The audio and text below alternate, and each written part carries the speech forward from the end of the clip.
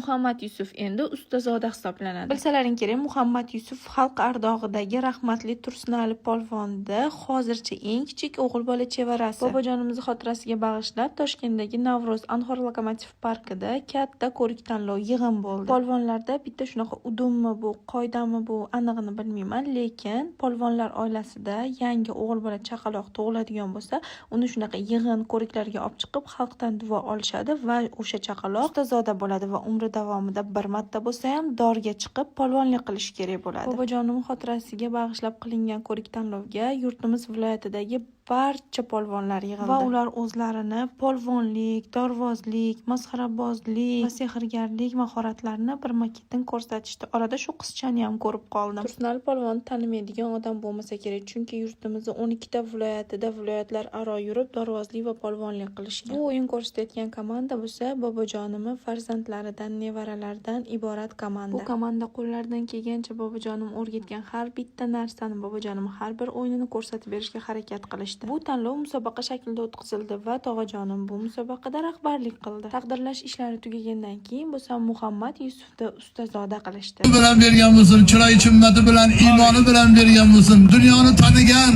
dunyoga tanilgan bir polvon yigit bo'lsin-u, to'ylar qilinglar, to'ylaringizni shu bolalar bilan borib bizlar ham xizmat qilaylik. Ya Robbil alamin, Allohu akbar, rahmat.